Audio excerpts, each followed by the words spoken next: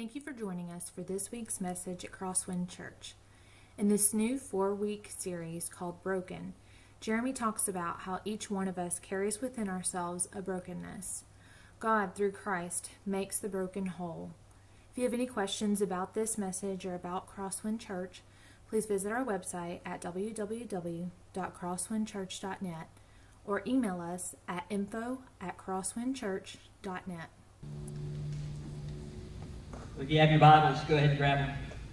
And we're going to be in the Gospel of Mark today. I feel like, every time I get up to talk to you guys, it's another embarrassing story about me. And so today's no different. When I was in college, we got a fall break at Sanford. And it basically meant we had a really long weekend. It was about a 5-day weekend or so. And so my friends and I, we embarked on this kind of trip that we kind of made, a yearly event. We would drive about 4 or 5 hours from Birmingham, Alabama to Gatlinburg, and we would camp, tent camp, like real live eat Denny Moore beef stew over an open fire camp, in Cades Cove campground. And we would do all sorts of things. We'd get up in the morning and we'd go do the Cades Cove loop, or we'd go hiking, and in the evening sometimes we would take a shower and go into town and try to find girls, and we were not successful at that at all. But nonetheless, it was really some good times that we had, sleeping out in the cold, because in October in Gatlinburg it's cold, and that sort of thing. So our first trip that we ever took, we did a particular hike to the chimney tops in Gatlinburg. Maybe you've done that hike. It's a pretty easy hike from where you park, getting up to the top of the mountain. I think it's like a mile, maybe 2 miles. It's pretty easy. And we were like in shape college students, so it was like no big deal. Don't even have to stop on the way, you just go. And parents take their kids up there, and it's all kinds of cool. And you eat your granola bar and drink your bottled water, and everything is fine. And we got up to the top of the chimney top mountain. And one of my buddies had been there before, and he said, listen, this first little chimney top, there's 2 apparently. There may be more than 2. I only know of 2.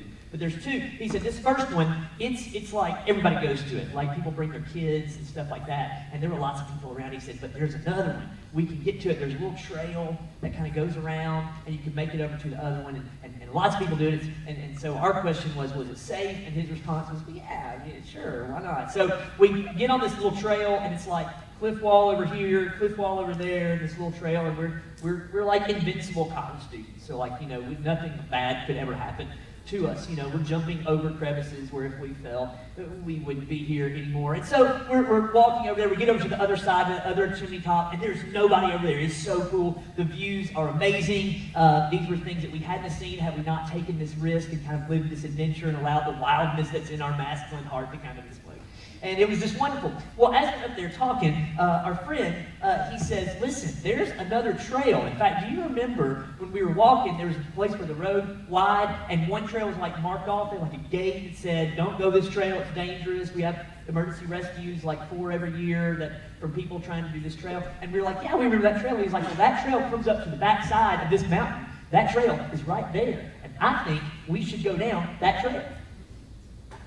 And we were like, sure, why not, right? I mean, we're all experienced mountain climbers. No, we're not. We can do this. Like that was kind of let's do this, man. Let's live the adventure, Maybe some of you guys have been there where you did something stupid because it was an adventure. Anyway, so we start kind of walking down the trail. Now, immediately, those of you that do hiking, you kind of understand that a trail that's not walked on very often eventually starts to kind of grow over. And if you're not careful, you'll kind of lose the trail as you're walking along. And before long, we realized that, in fact, that had happened. We don't know where we lost the trail or where the trail went, but there was a point in our little journey where we realized we were not on it. We started looking around, and we kind of fanned out because we weren't stupid. We wanted to make sure that we had kept an eye on everybody at all times. We didn't want to get too far, lest Sasquatch take you away or whatever happens up there in those mountains. And eventually we figured out that we were all, or 3 of us, were on a rock. And this rock was sloped downward, and it was covered in moss, and it was incredibly, incredibly slippery. In fact, every time you would move, you would fall just a couple feet farther down this rock. Now, we couldn't see past the rock. We knew that we were on a mountain, so you might slide a long way, you might fall off a cliff. We have no clue what is down there. We know we have to get off this rock. And so we do what I think is just kind of comes natural. We weren't skilled. We just so we spread ourselves out as much as we could on the rock, basically increasing our surface area that touched the rock and increasing the surface tension friction, coefficient friction, like you know what I'm talking about. Anyway, my physics friends get it. Anyway, so we increase our coefficient of friction so we don't slide, and we kind of work our way over to the edge, and we get there, all of us except one person. His name is Richard. Now, funny story, Richard is from Tennessee, has family in this area, but Richard is the one, I believe, if I remember correctly, that talked us into going down this path in the first place. And he can't move. He literally, every time he moves, he just gets closer and closer to the edge of this rock, and we have no idea what is beyond it. So we start thinking, we've got to get him off the rock. We can't go get him. Right? Let's find us a branch. We'll find a big branch, and we'll send it down to him, and we'll pull him up off the rock. That's the only solution that we have. Then we can find the trail again. We'll be much more careful now. And so we go, and we get a limb, and we reach it down, and before we can get it to him, he starts to kind of fall, and he's grasping for the limb, and he starts to slide down, and all of a sudden he looks up. I'll never forget the look on his face. It was that look of, oh no. Because in a split second, there was Richard on the rock. And the next second, he was gone. In fact, that's the noise I remember. Gone. And you can hear the leaves kind of rustling as he's going down. We have no clue how far he's going down the mountain. We don't know if he's going to fall off a cliff and end up dead, and we're going to be on the news, and it's going to be horrible, and what in the world's going on? And so we finally hear the sound of our friend falling stop. One of my buddies hollers out, "Richard!" Silence. We wait a few seconds, kind of look at each other. We're afraid to really talk, afraid to really say too much. Oh my goodness, what just happened? We holler out again, "Richard!" And he calls back, "Hey! Where are you?" Which was a dumb question because we didn't know where we were. He said, "I've stopped and I'm hurt. Something about my wrist or my hand is hurt, and I don't really want to get up right now." And so we were like, fine, we're on our way. And so we make our way down to Richard. By the time we got down to him, it seemed to be clear we weren't medical professionals. It seemed to be clear he might have hit his head on something on the way down. If he didn't, I don't know how he did. The firefighters later thought he might have had a concussion, a little mild concussion. He had done some damage to his hand and wrist area. He'd obviously hit it on something as he was going down the mountain. And his ankle was twisted, and he couldn't hardly put any weight on it. Now here we are in the middle of the woods, have no idea where we are, on a trail that no one should be on, and by the way, no one knows where we are. Not a single person. Now kids, I have to explain this to y'all. This is before cell phones were ubiquitous. This is before they were everywhere. Not one of us had a cell phone if we had wanted to, right? We couldn't pull up our GPS and go, well, here we are. It's very clear. If we just go this way, we'll get out of the woods. No, there was none of that. We were navigating by the sun kind of stuff. You know what I'm saying? Right? I mean, we were pulling out paper clips on the leaves and putting it in water to see which way is north. So what we're doing then is we are in a point of desperation. Our friend is hurt. We have to get him out of the woods. We are desperate. We've got to have an idea. And so a couple of my friends put Richard over their shoulders and start walking him out, and I kind of take the lead because I wasn't big enough to put Richard over my shoulder. And so we're going, we find a dry creek bed, and we get all the way down to the river because I remember in some Survivor Man series or something that if you follow a creek bed, it leads to a bigger river. And I knew there was a river between us and the road. If we get to the road, there's help. And so we get down to the river, and then we have to cross the river, and it's October in the mountains of Tennessee. The water is not warm. So we're jumping from rock to rock and kind of half wading, half skipping. We finally get over to the other side, and they're still dragging our friend Richard along. I climb up the other side, start doing something that I would never do. Hey, strangers in cars, stop and help me. Because I didn't have another choice. We didn't have another choice. We were absolutely desperate. Something had to be done, and that made us do some things that we didn't normally want to do and wouldn't normally have done. See, I think that there's that point that sometimes we all get to where we're so desperate for an outcome, or we're so desperate for a result that we're willing to go to extreme lengths to do things we wouldn't normally do in order to achieve what we're shooting for. In fact, Hollywood has kind of latched onto this.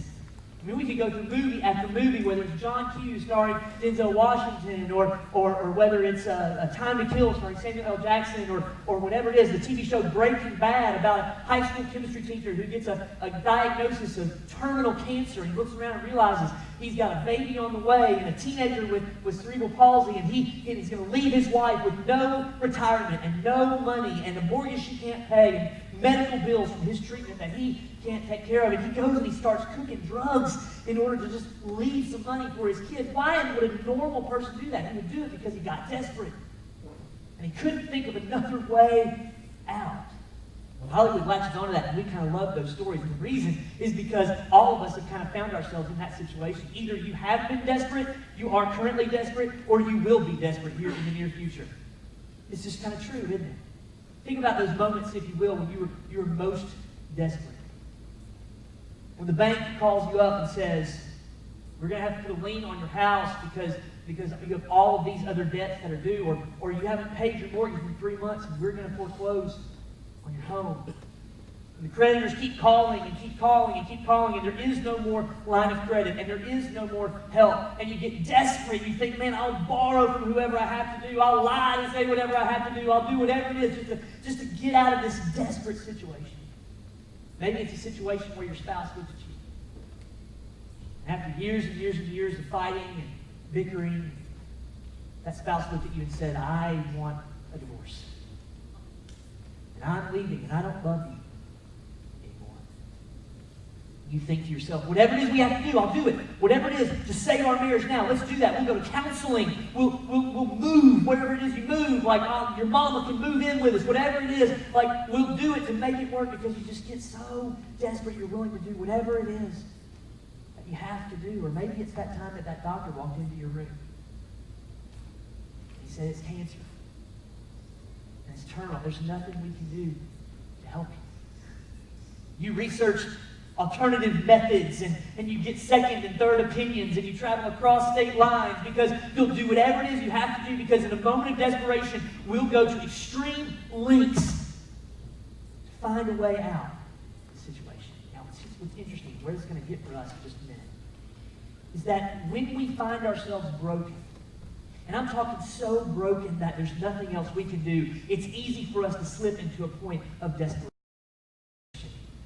It's easy for us to slip into a point where we don't see any other way out. And so today we're going to take a look at two stories, actually, that Mark put together in Scripture.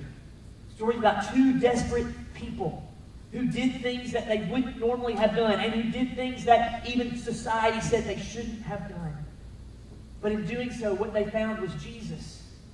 And they found that no circumstance is too desperate for Jesus. No circumstance, not yours, not theirs, is too desperate for Jesus. So let's take a look at these stories, beginning in Mark chapter 5. We're going to start in verse 21. If you don't have your Bible with you, you can download the free Bible app on your smartphone or your tablet, or you can just follow along on the screen with us as we read from the Gospel of Mark chapter 5, verse 21. When Jesus had again crossed over by boat to the other side of the lake, a large crowd gathered around him while he was by the lake. Now, when we start a story like this, inevitably it kind of lets us know that there are things going on before this that kind of led to this kind of point. Jesus, up through the first few chapters of Mark, has been on a whirlwind miracle tour. He had cast some demons out of an individual into some pigs over in an area called the Gerasenes. And the people that lived in that area were so terrified of who Jesus was and what he had done, maybe even a little upset over the lost pigs, that they asked him to leave. You can't be here anymore. And so Jesus leaves that area, gets back on the boat, and crosses back over to the other side of the lake. Now, there were crowds following him everywhere. Jesus, at this point in his career, was a rock star. People wanted to see him. They wanted to touch him. They wanted to hear him. They wanted to be healed by him. And he drew crowds from everywhere. People who really desperately wanted him, and other people who just wanted to see the show. People were drawn to him. And so lots of people gathered around him. Verse 22, then one of the synagogue leaders named Jairus came. And when he saw Jesus, he fell at his feet. And and he pleaded earnestly with him, "My little daughter is dying. Please come and put your hands on her so that she will be healed and live." Now, let me tell you a little bit about Jairus. It says he was a synagogue official. If we could kind of put that in the 21st century church terminology, he was on the building and grounds committee at the church.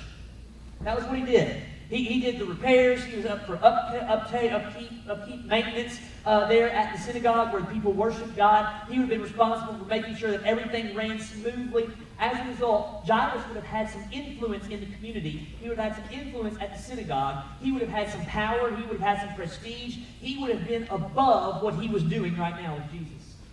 See, it was incredibly unusual to find someone of his status in society, his status in Jewish circles, going to a rabbi that was likely viewed as a rebel, was certainly unofficial, was certainly standing against some of the things that was being taught in the synagogue and the temple. He goes to this rebel, unofficial rabbi and he bows down to his feet, which is an act of worship and an act of humility.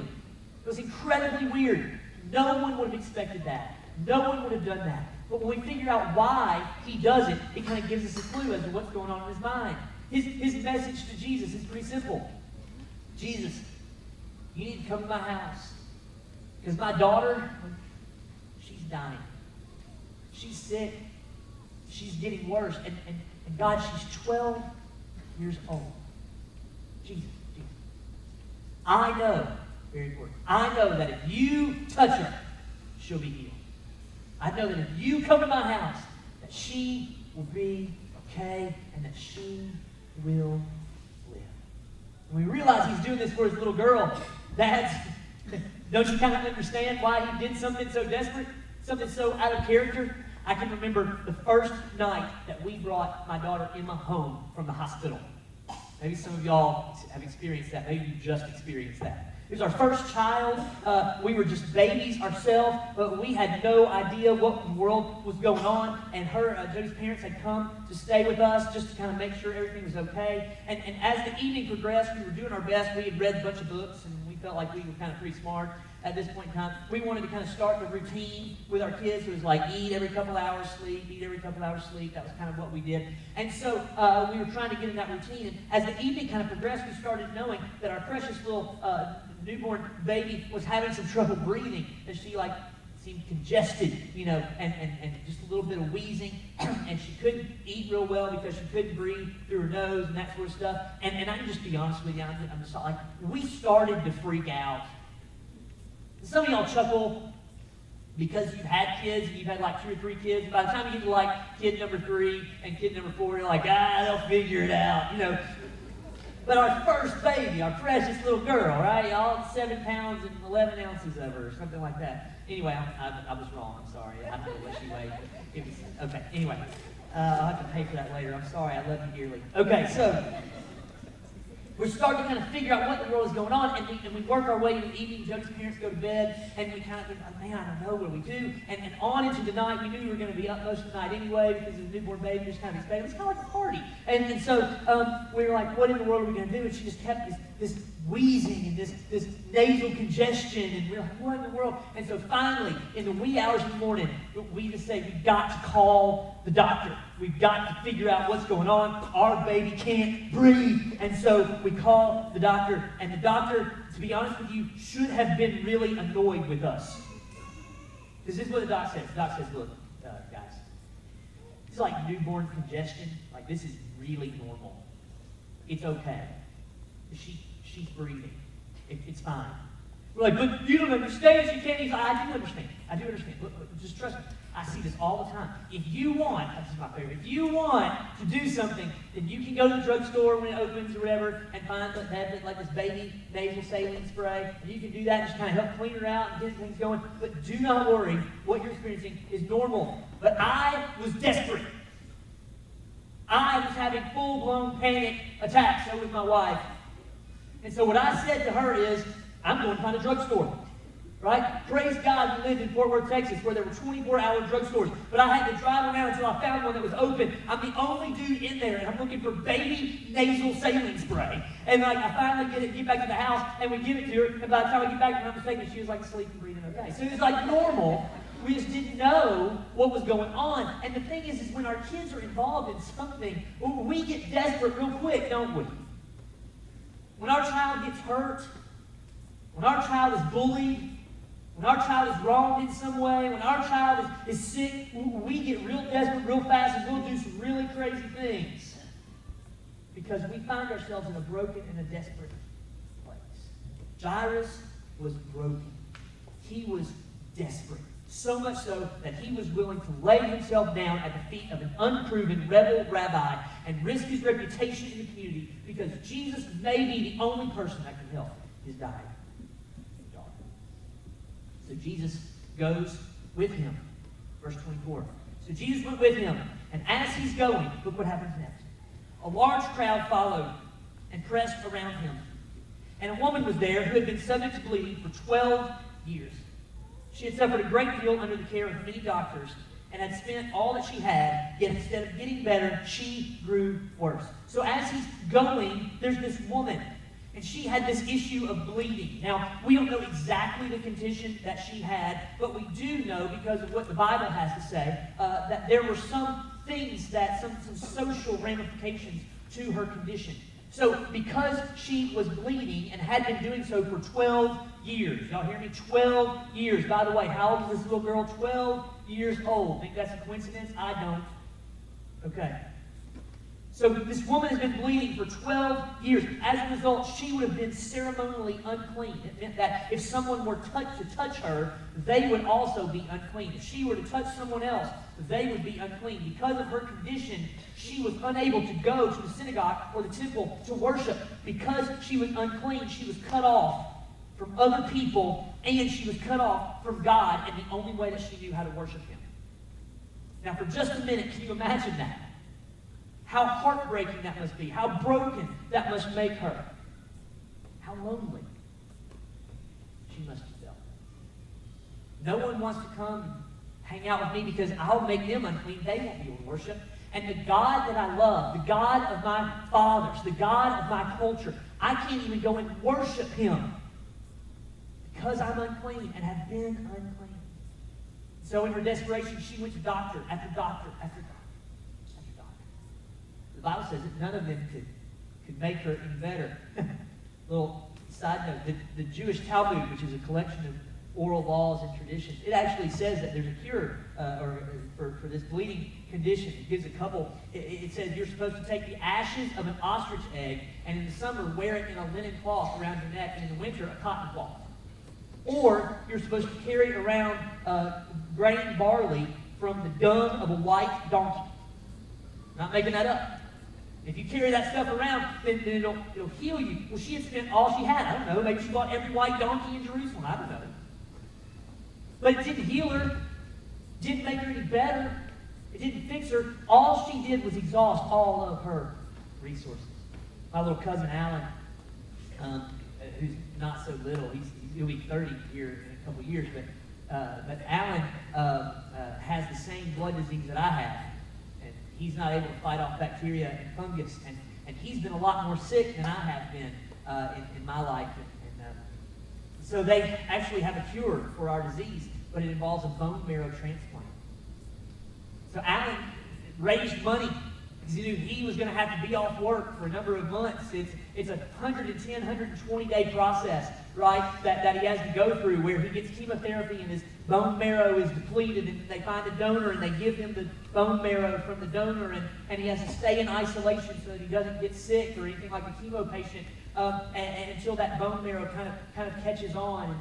After 80 days in National Institute of Health, it looked like things were going really, really well for him. It looked like he was producing white blood cells that would fight off infection, and they told him, look, you still have to wear a mask, you still have to come back weekly, you should fly back to Maryland for checkups, but look, you can go home, and you can be with your son, and you can be with your family. Who wouldn't take up that deal? So he came back to Kentucky, where he was there for about a week or so, and he had to fly back to Maryland. And when he got to Maryland, they did blood work, and they discovered that his white blood cell count had been depleted quite a bit. Essentially, the bone marrow wasn't making white blood cells like it was when he was there. They kept him overnight, and the next day they did the blood test again, and he had 0 white cell count. Yesterday, they concluded that we think his body is rejecting the bone marrow. We're going to have to give him his bone marrow back. 3 months. All kinds of resources. For nothing. For an experience, sure. For a learning lesson, for doctors that are doing the treatment, absolutely. It's not all for naught, but on some level, when I tell Alan's story, I can put myself in the position of this woman. She had taken everything she had.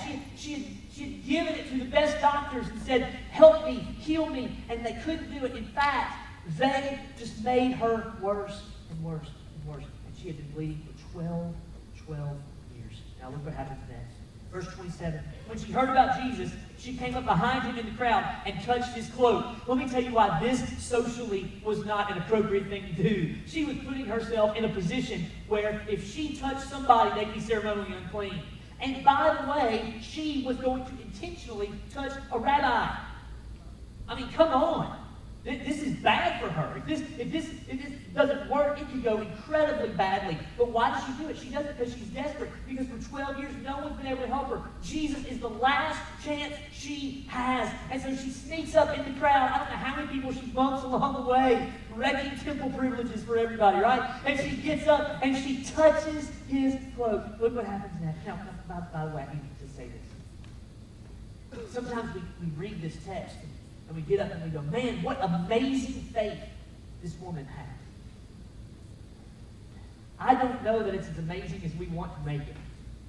Her belief that just by touching him could heal her, that belief was rooted in some real dark idol worship and magic that was there in the society, very superstitious in nature, but nonetheless, the faith she has is present. Whether it's great or small, it doesn't matter. She has faith that Jesus can do what only he can do. Look what happens next. Verse 29. Immediately, her bleeding stopped, and she felt in her body that she was freed from her suffering. At once, Jesus realized the power had gone out of him. I want to know, that's a question I want to ask. But he immediately felt the power go out of him, and he turned around the crowd, and he asked, who touched my clothes? Verse 31, you see the people crowding around you, said his disciples, and yet you ask, who touched me? Let me see if I can put this in terms that we all understand. Jesus says, who touched me? And his disciples look at him and go, are you serious? It's Mardi Gras here. Like, there's people everywhere. This is worse than teenage girls at a Justin Bieber concert. Like, they're pushing in, and they're trying to get a piece and talk to Jesus and touch Jesus. Like, there's no way. Of course someone touched you. But look what Jesus said. Verse 32. But Jesus kept looking around to see who had done it. Then the woman, knowing what had happened to her, came and fell at his feet, trembling with fear, and told him the whole truth. Can you imagine what courage it would have taken her? A woman whose testimony wouldn't have counted in court of law. A woman who really had no rights. A woman who was ceremonially unclean, who took a liberty of going and touching a rabbi. Like this could go very badly for her. But she falls down and she trembles and she tells him the whole truth. He says to her, daughter, your faith has healed you. Go in peace and be free from suffering. And in that moment, this woman realized that there is no situation that's too desperate for Jesus. There's not one situation that is too desperate for Jesus. Now, we have to pause here because I want to make sure we understand this. Where was Jesus going when all this was done? He was going to Jairus' house, right? I don't know who Jairus is. I don't know what temperament or personality profile he is. But if he were like me, he would be standing over there tapping his foot going, okay, Jesus, like, this is cool and all, and I appreciate what you're doing for her, and I think that's pretty neat. But I've got a daughter, and that's like, that was why we were here, and I was first in line, and now we're wasting time, and things are going to get bad, right? And so Jairus is kind of standing there waiting in the wings, waiting on Jesus to finish up with this woman who took all of these liberties that she shouldn't have taken. And while Jesus was still speaking, some people from the house of Jairus, the synagogue leader, came to Jairus and said, your daughter is dead. And they said, why bother the teacher anymore? cool little passage. Because they understood that Jesus had the power to heal. But death was the end of Jesus' power as far as they were concerned. Once someone is dead, then the situation really has moved from beyond desperate to impossible. There's nothing that this teacher could do. The little girl is no longer here. She is deceased. She is dead. We'll find out in a minute. The wailing and the funeral has already started. But what Jairus is going to find out, and I don't know how it dawned on him other than just sheer desperation and grief that he lost his little girl, he's going to find out that Jesus relishes in impossible situations. That death is not the end of the power of Jesus. And so Jesus, overhearing, verse 36, overhearing what they said, Jesus told him, don't be afraid, just believe. This little word believe could be translated trust. Just have faith. He's saying to Jairus, look, it was faith in me that brought you to me. Don't give up faith because the situation looks even more desperate now than it did before. Just believe, bud. Just hang on just a minute. Verse 37. And he did not let anyone follow him except for Peter, James, and John, the brother of James. And when they had come to the home of the synagogue leader, Jesus saw a commotion with people crying and wailing loudly. These were probably paid mourners. They would pay people to come and cry and mourn. I don't know why. It was part of the culture. He went in and he said to them, why is all this commotion and wailing? The child is not dead, but asleep. Verse 40, I'm glad they included this. They laughed at him. But they laughed. Can you just for a second put yourself in Jairus' place? I risked all of my influence, I risked all of my position and all of my power to go to Jesus, and now Jesus has come back to my house and he's making a mockery of my faith. They're all laughing at me. I can only imagine the intense grief, the intense brokenness that Jairus feels there. At the second half of verse 40, it says, after he put them all out, he took the child's father and mother and the disciples who were with him, and he went in to where the child was. And he took her by the hand, and he said to her, Talitha cum, which means, little girl, I say to you, get up. And immediately the girl stood up and began to walk around. She was 12 years old. And at this, they were completely astonished. Jesus walks up and he goes, listen, y'all, you think she's dead. She is getting ready to meet the man who will overcome death. She's getting ready to have an encounter with the man that will have victory over death. This is not the end of her. And I can only imagine as he grabs her arm, with no doubt a very emotional Jairus and his wife in the room, with some astonished disciples. Peter, James, and John are just kind of hanging out, watching what Jesus does. And his response is so loving. Little girl, come on, get up. Maybe in the same way that I talk to my daughters in the morning when I wake them up to get ready for school. Hey, get up. And she did. Because there's no situation that is too desperate for Jesus. There's no situation that's too impossible for Jesus. There's no place that is too far out of reach for Jesus. The call for us today is the same that was given to Jairus. When you find yourself in your most broken and your most desperate place, all you have to do is just believe. Just have a little faith. And here's where the faith comes. You ready? The faith comes in the fact that I serve a God who will keep his promises. I serve a God that is in the process of working everything to my good and for his glory. That I serve a God who is righting the wrong that sin made in this world. And he's been faithful before, and he'll be faithful again. Here's the problem that we have, just as Christians in the first century, and as just people in the 21st century, is this. We want God to change our circumstances. We want him to reach into our life like he did with this little girl and bring the dead back. We want him to reach in our life like he did with this woman with the blood, and we want him to heal us, and we want him to do it exactly right now. The problem is it's not about our timing, it's about God's timing. And we may never, ever, ever see the fruit of our prayers this side of heaven. But here's the good news.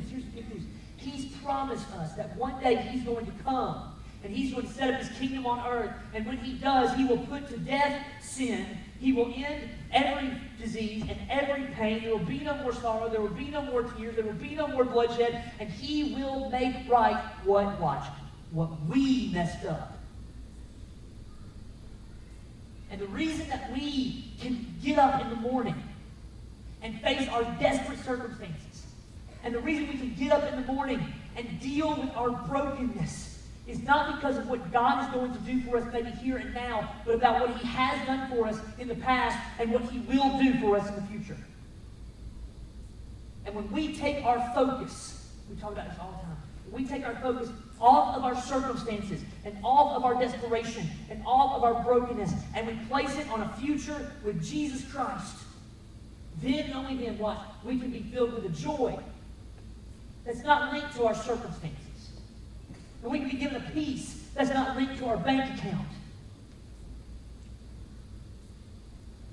We can be given hope that although things are crummy right now, and I know things are crummy, and although I'm broken right now, and I know you're broken, and although I'm desperate right now, I know some of you are desperate, I can get up tomorrow, and I can put one foot in front of the other because He lives. Because He is faithful to do what He says He's going to do. You know how I know these things? Because you were dead in your sins.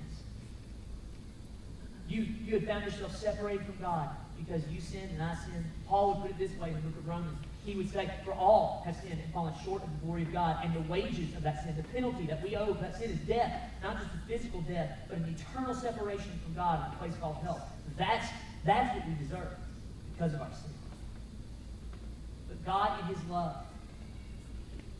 He injected Himself into human history and became a man that didn't know any sin and died on the cross, paying a penalty that only He could pay. Your penalty. And He did it because He loves you. And He did it because He wants a relationship with you. And when He poured out His grace on you, and He poured out His love on you, and He poured out His mercy on you, He provided a way for you to have a right relationship with Him. He provided a way for His Spirit to give you peace and joy and hope that's not linked to your circumstances, but is linked to the work of Christ on the cross. But we have got to be willing to say, although things aren't right now, I'm going to have faith. I'm going to just believe. I'm going to put my trust that there's a time coming. He's going to make it all right. So in just a minute, Matt's going to come. He's going to play. And we're going to respond. And as I was thinking about this, I thought last week what we did is we said last week we want you to take your brokenness to God. We want you to lay it down at His feet. We want you to say, Heavenly Father, here are the parts of me that are the most broken, and I'm going to give them to you because you're the only one that can deal with them. Today, I want us to take that next step. Today, I want your prayer to be this. Today, as we respond, would you be willing to pray, God, I want you to fill me with a joy that's only rooted in your word, not my circumstances. God, I want you to fill me with a peace that's not rooted in what my bank account says or what my friends say or what my family says or my medical conditions, but a peace, God, that's rooted in a future that I have in you. Would you be willing today to ask God to go, okay, I've given you my brokenness. Now, will you help me find joy in life again? Will you help me find joy in the middle of my desperation? Will you help me find peace in the middle of my brokenness? Now, I think there's probably a few people here today who've never responded to God's grace. You've never even received the salvation that He offers through His Son Jesus on the cross. And I told you that He paid a debt for you. That's true. And that's what it sounded like. I wonder if today you would respond to the gospel of Jesus Christ. If you're looking for somebody to pray with you or explain that to you, I'll be right down here on the front row. I would love to talk to you about it. If you'd like to talk with a lady, you can talk to my wife. She'll be right down here as well. I wonder if you would respond as the Holy Spirit prompts you to respond as we sing. Let me pray.